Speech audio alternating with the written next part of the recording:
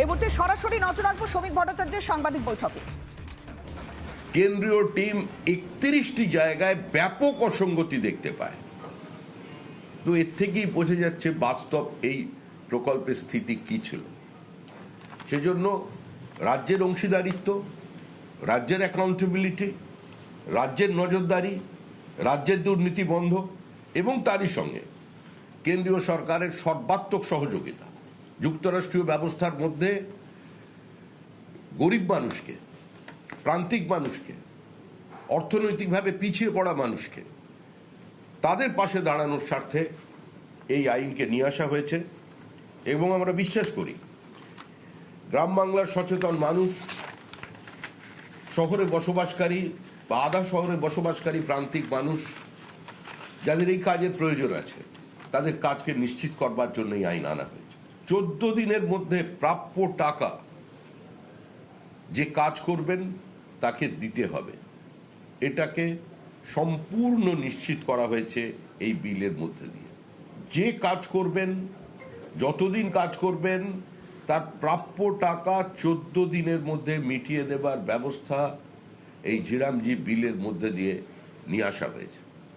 যারা গান্ধীজিকে নিয়ে প্রশ্ন তুলে এখানে একটা নাম পরিবর্তন করে দিলেন, তাদের মনে রাখা উচিত যে আজকে পশ্চিমবঙ্গে আলু চাষিরা আত্মহত্যা করছে, কৃষক আত্মহত্যা করছে। ব্রিটিশ ইন্ডিয়ায় যখন কোনো অনাহারে মানুষ মারা যেত, তখন ব্রিটিশ প্রশাসনের পক্ষ থেকে বলা হতো মৃত্যুর কারণ অনাহার নয়, মৃত্যুর কারণ অপুষ্টি। আর স্বাধীন ভারতবর্ষে যখন আজকে পশ্চিমবঙ্গের মতো একটি রাজ্যে একজন কৃষক কার্যত খিদার জ্বালায় আত্মহত্যা করছে, তখন বলা হচ্ছে মৃত্যুর কারণ অনাহার নয়, মৃত্যুর কারণ দারিদ্র্য নয়, মৃত্যুর কারণ কর্মসংস্থানের অভাব নয়, মৃত্যুর কারণ হচ্ছে পারিবারিক কলহ, বিবাহ বহির্ভূত সম্পর্ক কিংবা মানসিক অবসাদ। এই অবস্থার বাইরে থেকে ভারতবর্ষকে বার করতে হবে, পশ্চিমবঙ্গকে বার করতে হবে। আর তার জন্যই পৃথিবীর জনপ্রিয়তম রাজনৈতিক ব্যক্তিত্ব এবং ভারতবর্ষের প্রধানমন্ত্রী, যিনি স্বপ্ন দেখতে পারেন, স্বপ্ন দেখাতে পারেন এবং সেই স্বপ্নকে বাস্তবায়িত করতে পারেন। আসমুদ্র হিমাচলের মানুষ বিশ্বাস করেন যে নরেন্দ্র মোদীর গ্যারান্টি, কারণ নরেন্দ্র মোদীর গ্যারান্টির অর্থ হচ্ছে গ্যারান্টিকে পুরো করার, সম্পূর্ণ করার, বাস্তবায়িত করার গ্যারান্টি। আজকে এই আইন সংসদে নিয়ে এসেছেন, উভয় পক্ষে বিল পাশ হয়েছে।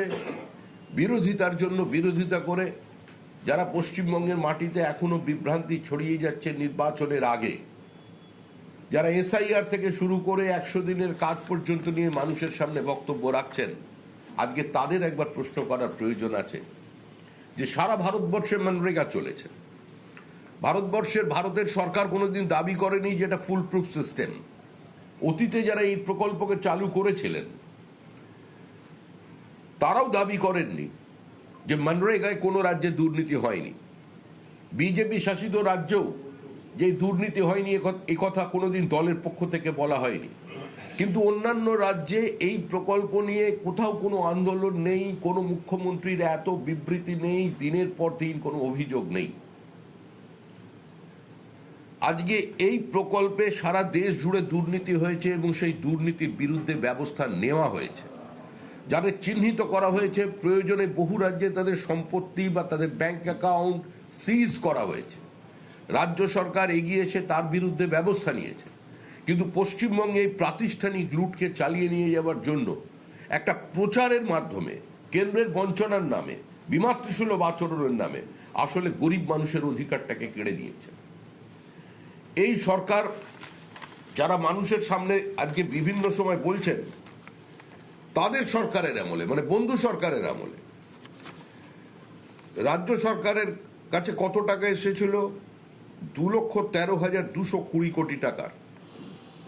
আর তারপরে বিজেপি সরকারের আমলে, মানে নরেন্দ্র মোদীর সরকারের আমলে, এনডিএ সরকারের আমলে এসেছে এখন পর্যন্ত, যখন বন্ধ হয়ে যাবার কিছুটা হলেও টাকা তো পাচ্ছেন, 7,81,302 কোটি টাকা। অর্থাৎ এটা 3 গুণের বেশি টাকা আজকে এনডিএ সরকারের আমলে পশ্চিমবঙ্গ রাজ্য সরকার, যেটাকে তৃণমূল সরকার বলাই ভালো, সেই সরকার পেয়েছেন।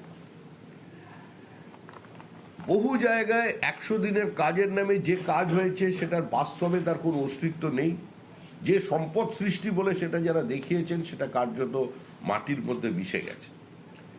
বহু মানুষ ব্যক্তিগত কাজের জন্য রিসোর্ট তৈরি করেছেন তার পুকুর কাটানোর জন্য, যার সঙ্গে দূর দূর পর্যন্ত এর কোনো সম্পর্ক নেই।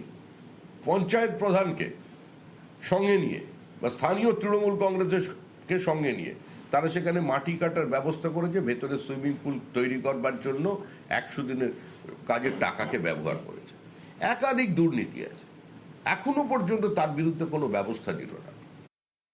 নানা ধরনের কন্টেন্ট দেখার জন্য লাইক করুন, শেয়ার করুন আমাদের ফেসবুক পেজ, সাবস্ক্রাইব করুন আমাদের ইউটিউব চ্যানেল। পাশাপাশি অন্যান্য ব্রেকিং নিউজের জন্য অবশ্যই চোখ রাখুন রিপাবলিক বাংলায়।